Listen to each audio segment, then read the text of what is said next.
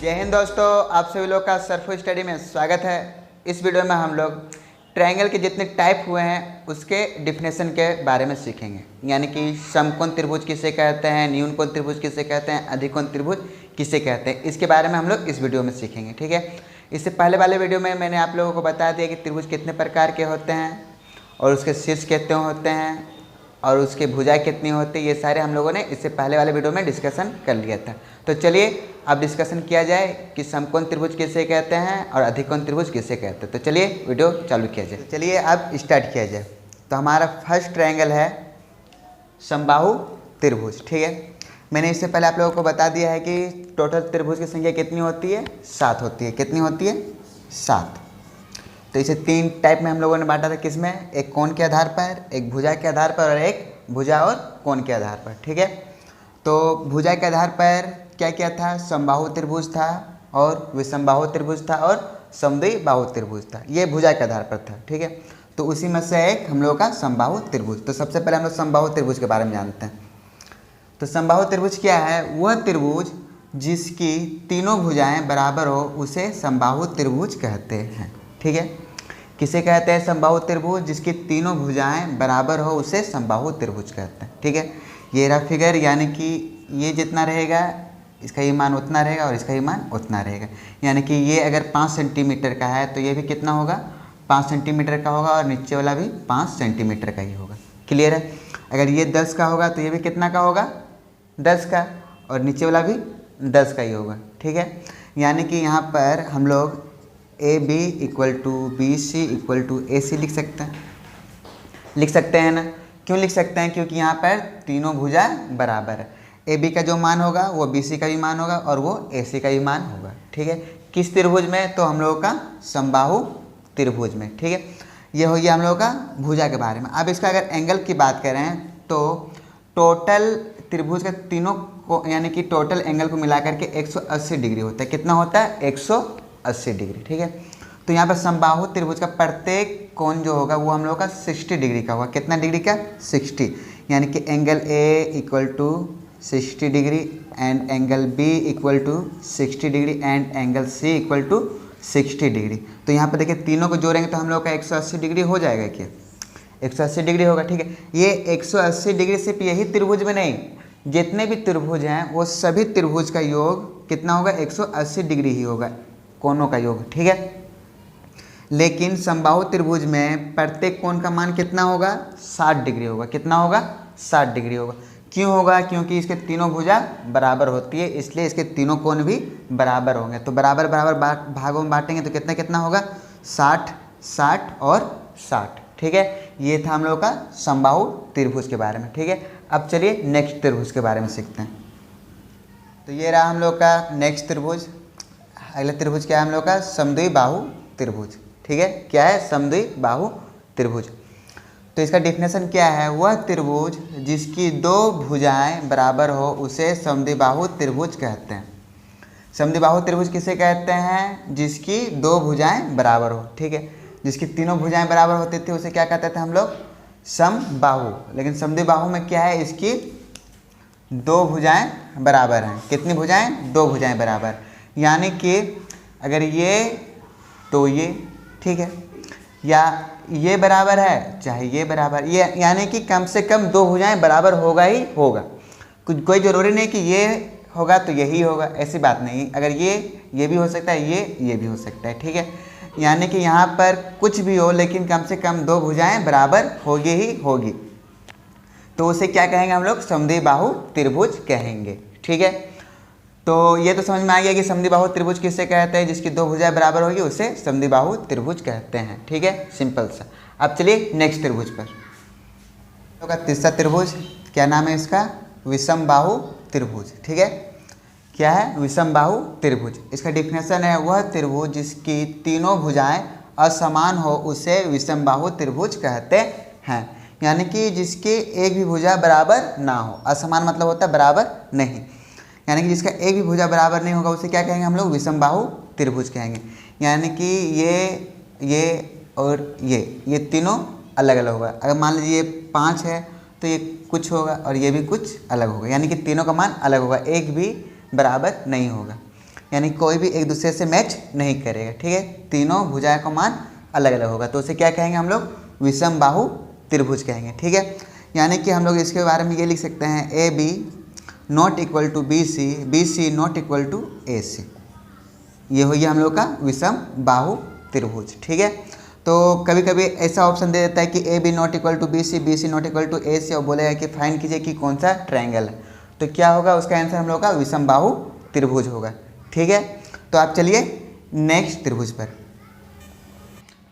अब है हम लोग का क्या है, न्यूनकोण त्रिभुज। ठीक है, क्या है, न्यूनकोण त्रिभुज।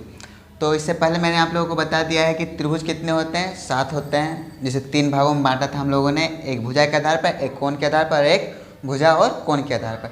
तो भुजा के आधार पर 3 त्रिभुज होते हैं, वो तीनों हम लोगों ने सीख लिया। अब कोण के आधार पर है, तो कोण के आधार पर चौथा क्या है हम लोग का, न्यूनकोण त्रिभुज। क्या है, न्यूनकोण त्रिभुज। तो इसका डिफिनेशन है, वह त्रिभुज जिसमें प्रत्येक कोण 90 डिग्री से छोटा हो उसे न्यूनकोण त्रिभुज कहते हैं। यानी कि इसमें प्रत्येक कोण कितना होगा, 90 डिग्री से छोटा होगा, 90 से बड़ा नहीं होगा, ना ही 90 के बराबर होगा। जितना भी होगा कोण वो सब 90 से छोटा। तो त्रिभुज में कितने कोण बन सकती हैं बताइए, 4 क्या, 4 तो होगा ही नहीं, कितना होगा, 3 ही होगा। मैंने आपको बताया ना त्रिभुज में टोटल कितने कोण बन सकते हैं, यानी कि एंगल तो 3 ही हो सकता है, और टोटल जोड़ा जाए तो वो 180 डिग्री ही होगा। ठीक है, तो प्रत्येक कोण का मतलब क्या होता है, यानी कि तीनों कोण 90 डिग्री से छोटा हो। यानी कि हम लोग ऐसे बोल सकते हैं कि angle A less than 90 degree and angle B less than 90 degree and angle C less than 90 degree. इस टाइप का जहाँ पर भी आए वो हम लोग का क्या होगा, न्यूनकोण त्रिभुज होगा। ठीक है, क्लियर है। अगर ऑप्शन में दे देगा कि एंगल ए और इस तरह करके दे देगा, बोले कि बताइए कि ये कौन सा त्रिभुज है, तो क्या दीजिएगा, क्या होगा हम लोग का आंसर, न्यूनकोण त्रिभुज होगा। ठीक है, क्लियर है, आप लोगों को समझ में आ गया कि न्यूनकोण त्रिभुज क्या है। ठीक, अब चलिए नेक्स्ट ट्रायंगल में। ये रहा हम लोग का नेक्स्ट त्रिभुज। इस बार क्या है, अधिक कोण त्रिभुज। क्या है, अधिक कोण त्रिभुज। तो इसका डिफिनेशन है, वह त्रिभुज जिसमें एक कोण 90 डिग्री से अधिक हो तो उसे अधिक कोण त्रिभुज कहते हैं। क्या है कि वह त्रिभुज जिसमें एक कोण 90 डिग्री से अधिक हो तो उसे अधिक कोण त्रिभुज कहते हैं। ठीक है, यानी कि उसका एक कोण 90 डिग्री से अधिक हो गया तो वो अधिक कोण त्रिभुज हो गया, कम से कम एक कोण। ठीक है, कितना, एक कोण। तो जैसे इसे हम लोग ये कह सकते हैं, जैसे यहाँ पर आप देख भी रहे हैं कि फिगर में 90 डिग्री यानी कि सीधा होना चाहिए था, यहाँ पर 90 डिग्री है नहीं, यानी कि ये इस साइड है, यानी कि ये ज़्यादा है ये एंगल। ठीक है, तो ये अधिक कोण त्रिभुज हो गया। इसे हम लोग इस तरह भी लिख सकते हैं, angle A greater than 90 degree, ये हो सकता है, या फिर angle B greater than 90 degree, ये भी हो सकता है, या angle C greater than 90 degree. यानी कि तीनों में से कोई एक 90 डिग्री से बड़ा होगा ही होगा, तब जाकर वो अधिक कोण त्रिभुज होगा, नहीं तो नहीं होगा। समझ में आ रहा बात आप लोग को। ऐसा नहीं कि तीनों बड़ा होगा, तीनों बड़ा नहीं होगा, कम से कम कितना, एक हो, चाहे वो एंगल ए हो सकता है, चाहे एंगल बी हो सकता है, चाहे एंगल सी हो सकता है। ठीक है, लेकिन कितना एंगल बड़ा होगा, तो एक एंगल बड़ा होगा, जिसका एक कोण बड़ा होगा वो क्या हो जाएगा, अधिक कोण त्रिभुज हो जाएगा। समझ में आ रहा है आप लोगों को। ठीक है, अब चलिए नेक्स्ट ट्रायंगल में। ये रहा हम लोग का नेक्स्ट ट्रायंगल। क्या है इस बार, समकोण त्रिभुज। कौन सा, समकोण त्रिभुज। ठीक है, इसका डिफिनेशन क्या है कि वह त्रिभुज जिसमें एक कोण 90 डिग्री के बराबर हो उसे समकोण त्रिभुज कहते हैं। क्या है डिफिनेशन, वह त्रिभुज जिसमें एक कोण 90 डिग्री के बराबर हो उसे समकोण त्रिभुज कहते हैं। यानी कि कम से कम एक कोण 90 डिग्री के बराबर होना ही चाहिए। ठीक है, तो उसे क्या कहेंगे, समकोण त्रिभुज। कम से कम कितना, एक कोण 90 डिग्री के बराबर, तो वो क्या हो जाएगा हम लोग का, समकोण त्रिभुज। क्लियर है।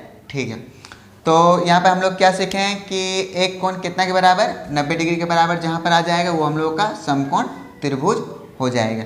ठीक है, जैसे कि यहाँ पर देख रहे हैं कि क्या है, एंगल बी इक्वल टू क्या है, 90 डिग्री। ठीक है। तो आप लोग सोचिएगा सिर्फ एंगल बी का मान ही 90 डिग्री होगा, ऐसे बात नहीं हो सकता है कि एंगल ए भी हो जाए 90 डिग्री या एंगल सी भी हो जाए 90 डिग्री, ठीक है। लेकिन इन तीनों में से एक ही 90 डिग्री होगा, ऐसा नहीं कि तीनों का तीनों 90 डिग्री हो जाएगा, तो ऐसा नहीं होगा, ठीक है। कम से कम कितना, एगो, सिर्फ एगो ही होगा, उससे ज़्यादा नहीं, ठीक है। तो अब चलिए नेक्स्ट ट्रायंगल पर चलते हैं हम लोग। ये रहा हम लोग का लास्ट ट्रायंगल, क्या है, समद्विबाहु समकोण त्रिभुज, ठीक है। क्या है, समद्विबाहु समकोण त्रिभुज। इसका डिफिनेशन है, वह त्रिभुज जिसमें एक कोण 90 डिग्री के बराबर हो एवं दो भुजा बराबर हो उसे समद्विबाहु समकोण त्रिभुज कहते हैं। यानी कि इसका कंडीशन क्या है कि इसका एक कोण 90 डिग्री होगा ही होगा, लेकिन साथ साथ इसके दो भुजा बराबर भी होंगे, ठीक है। इसलिए इसका नाम समद्विबाहु समकोण त्रिभुज कहा गया है, ठीक है। तो 7वां यानी कि लास्ट नंबर का हम लोग का ट्रायंगल जो है, इसमें क्या है खूबियत कि ये 90 डिग्री का होगा और साथ साथ इसके दो भुजा बराबर होंगे। तो यहाँ पर ये और ये दो भुजा बराबर होगा, ठीक है। और ये 90 डिग्री का कोण। आप बोलिए कि ये भुजा बराबर नहीं होगा, कि ये भुजा बराबर नहीं होगा। क्यों नहीं होगा? क्योंकि इसे कर्ण कहते हैं। कर्ण का मान हमेशा लंब और आधार से बड़ा होता है, ठीक है। इसलिए ये बराबर नहीं होगा, होगा तो ये और ये ही बराबर होगा हमेशा, ठीक है। ये क्लियर है? तो क्या समझ में आ गया हम लोगों को कि यहाँ पर दो भुजा बराबर है, साथ साथ क्या है, इसका एक कोण 90 डिग्री का हो। जहाँ पर एक कोण 90 डिग्री के साथ साथ दो भुजा बराबर हो उसे समद्विबाहु समकोण त्रिभुज कहेंगे, ठीक है। क्लियर है इतना दूर तक?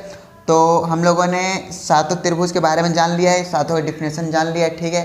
तो इसके अगले वीडियो में हम लोग क्या सीखेंगे कि ट्रायंगल के जो माध्यिकाएँ होती हैं उसके बारे में, और जो आगे का जो टर्म होता है वो सब सीखेंगे, यानी कि ट्रायंगल के टर्म सब सीखेंगे हम लोग, वो अगले वीडियो में सीखेंगे, ठीक है। ये सारे बेसिक चीज़ आप लोगों को मालूम होना चाहिए, क्योंकि इसके बाद जो हम लोग अगर क्वेश्चन आंसर करेंगे तो उसमें आप लोगों का ये बहुत इम्पोर्टेंट काम करेगा। तो फिलहाल इस वीडियो में हम लोग इतना ही रहने देते हैं, और आप लोगों ने अभी तक हमारे चैनल को सब्सक्राइब नहीं किया तो इसे सब्सक्राइब कर दें, लाइक कर दें और शेयर करना बिल्कुल ना भूलें। तो फिलहाल इस वीडियो में इतना ही, मिलते हैं अगले वीडियो में, तब तक के लिए अपना ख्याल रखिए। जय हिंद।